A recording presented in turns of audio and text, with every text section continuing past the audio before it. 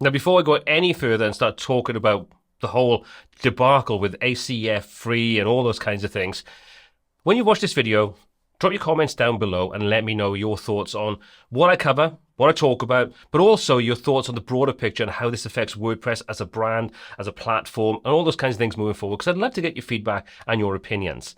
Now, before I do go any further, I want to say that I have no interest in taking sides here. I don't think that WP Engine is in the right for certain things, and I don't think Matt Mullenweg or WordPress are in the right for certain things. That is a much, much bigger picture and not something I want to cover. I want to talk specifically about what's going on with Advanced Custom Fields free, not pro. The pro is not affected by this, and the whole situation right now. But if you're unaware, let me quickly show you what I'm talking about, and then I'll give you my thoughts and my opinions. And then, like I say, drop your feedback down below and let me know your thoughts as well. But please do make sure that you keep things polite, civil, and also if you agree or disagree with myself or anybody else's points, raise whatever points you want to there. Any counterpoints, any arguments you have is perfectly fine. But what's not fine is where you start calling people out, calling people names and getting abusive. Please do not do that. Keep those comments nice and polite, no matter what opinion you actually have. Okay, so if you go to the ACF website, you'll see we've got this massive red warning banner telling us that the ACF plugin is no longer available on WordPress.org. Now, up until a couple of days ago, it was available, but it was out of date. A patch was released by WordPress, and a patch was also released by ACF and a different method to actually upload and maintain future updates for ACF free. I'll link to my video showing you how to do all that right here, right now, so you can check that out if you're unaware what's going on. But if you are aware, this is an important thing you need to be aware of to understand how you move forward. So let me show you. If you already have ACF free installed and it's an older version, you may have an update warning or notification. Or if you go in to install Advanced Custom Fields, you may be strangely presented with something a little different. I've searched for Advanced Custom Fields, and you'll notice that ACF is no longer listed here anyway. Additional plugins to work with ACF are. But you'll notice the first one is called Secure Custom Fields. So you may be thinking that they've rebranded if you are unaware of what's going on. Or you may have updated automatically in the background, or you may have a sort of platform that allows you to do multiple updates across multiple sites. And then you just one day log in and think, hang on, what's this Secure Custom Fields? Well, if we take a look at it, it looks strangely like ACF. 2+ million active installs. That's a big, big number and something that we need to be aware of here.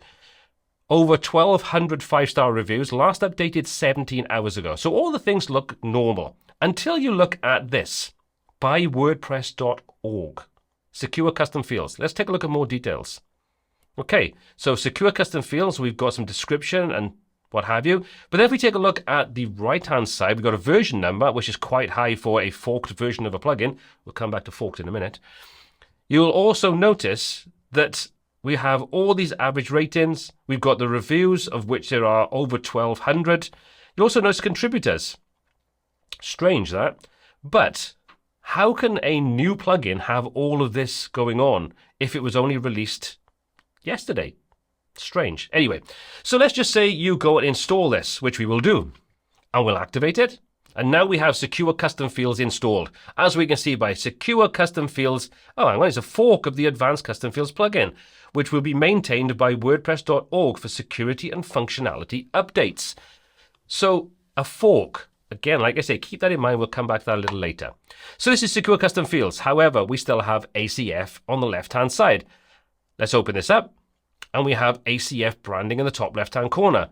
You'll notice if you're a free user that some of the upsells are missing from the right-hand side, and the same thing from more. We only have tools inside there, and the massive banner that we had underneath for the Pro version is no longer visible. So we can see code changes have been made to the ACF or Secure plugin, or Secure Fields plugin, which I still can't say easily.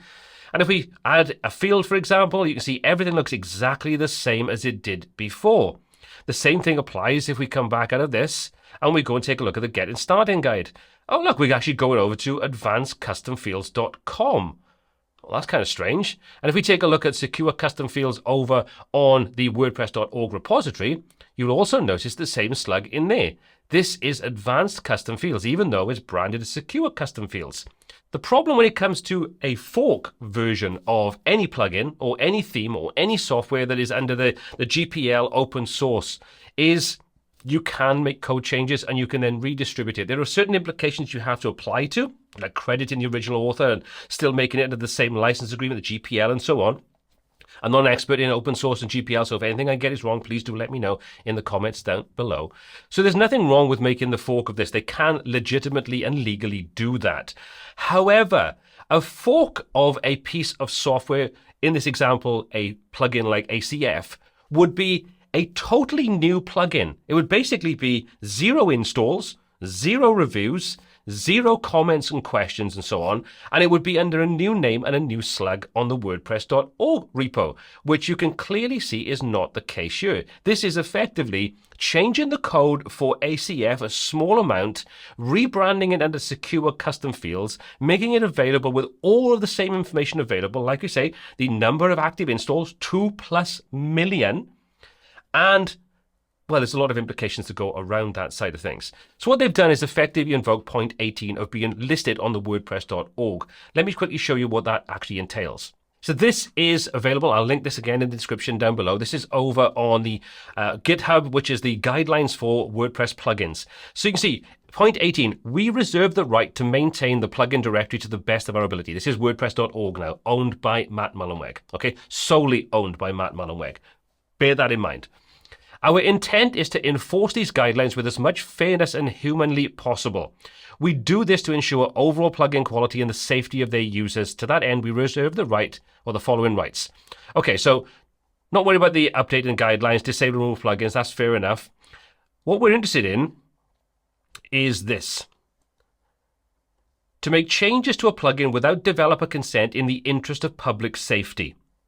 So, let's also take this point as well. So remove the developer access to a plugin in lieu of new active developer. So what we're basically kind of saying is, if the developer isn't active and they deem this a security risk in that plugin still being available, they can use this point 18 to take over the maintenance and ownership of that kind of plugin and move forward supporting it without the original developer because they're no longer available, or using these kind of points here. The problem arises here when this is kind of an engineered situation, because a couple of days ago, or maybe a few days ago, WP Engine's rights to be able to access WordPress.org were revoked by Matt Mullenweg. Okay, so that means they cannot go in and access anything, upload new versions or anything else, apply security fixes. So therefore, you could say it's an abandoned plugin because the developer can't maintain and update it. Now, prior to that, there was WordPress released a statement about there being a vulnerability in ACF free, at which point they made it publicly available, not really following the guidelines, which is acceptable when it comes to, sort of telling people about this issue, but that's a different point for a different day. So now we've got a situation where there's a security vulnerability. The plugin developer cannot log into WordPress.org to be able to update and patch any vulnerability that's there. So what they did was they made another way of accessing the plugin, which is what I demonstrated in a previous video. You can check out your link in the description down below for how to do it. By doing that, that's obviously caused a bit of an issue because now the updates are no longer coming from the .org repository, blah, blah, blah, blah. You get the idea. So what they're saying now is, because this is a safety risk, a security risk, because there's a vulnerability, WordPress released a update to this. And then because the developer can't access it, they've now taken over that plugin.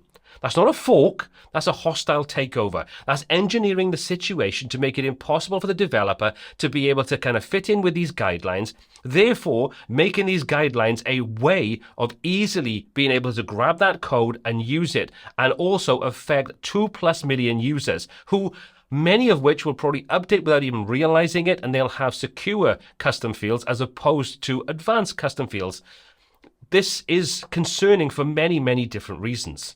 So what are some of those reasons? Well, first of all, there's already a real problem with WordPress in the WordPress developer community, and let's just say users that are probably a little bit more in the know than maybe the average user that isn't following this drama and isn't following all the issues that are kind of going on and what this means. So they're probably totally happily oblivious, which I wish I was as well. To be honest, it's a nice place to be. But then there's a big subset of people that are concerned about what's going on here. Developers, people active inside the community, creators, and those kinds of things. The problem is, There's faith being lost there. There are already companies and agencies out there that are looking at alternatives to WordPress because they are concerned what the broader implications for what's going on right now in the space of 2 to 3 weeks, and when this is going to end and what this is going to do to the overall sort of setup. The second thing is you've got developers that have products over on the WordPress.org repo that are now already pulling their products off there and making them available via their own channels because the concern is here that this is setting a precedence. Now, you may be thinking, well, Paul, what's there really to worry about? There's one plugin and a sea of tens of thousands. Should we really be concerned? Well, that's up to you. You've only got to make your moral judgment on that. But what I would say, I want to draw your attention to this and why this is concerning for the broader kind of picture. This is a post from the 29th of September this year by Matt Mullenweg, the owner of WordPress.org, the sole owner. At some point as a platform, we can look at the most popular plugins and decide whether they should go into core. It's all GPL code. It's tempting to say we should rewrite it or make a new Fields API, but it's already 2+ million sites running something like ACF. Why don't we just start with whatever has the most usage and iterate from there? We should take the best code and run with it. Then there's talk about the trademark. We'd obviously need to rename it, but the code is all fair game. We could auto-migrate all current users of the plugin into our core functionality.